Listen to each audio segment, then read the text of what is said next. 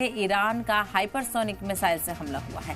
तो ईरान ने hypersonic missile का इस्तेमाल किया है। इजराइल पर हाइपरसोनिक मिसाइलें दागी गई हैं। ईरान की तरफ से सबमरीन का भी इस्तेमाल किया गया है।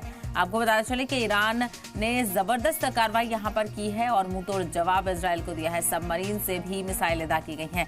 तो ऐसे में देखना बेहद अहम होगा कि ये कशीदगी और कितनी आगे बढ़ती हुई नजर आती है, क्योंकि वार और पलटवार यहां पर देखने को मिल रहा है। अमेरिका की तरफ से हालांकि साफ किया गया था कि उसका इजराइल की तरफ से ईरान पर किए गए हमले को लेकर कोई हाथ नहीं था और न्यूक्लियर डील को लेकर अभी कहा जा रहा है अमेरिका की तरफ से कि ईरान को कर लेनी चाहिए।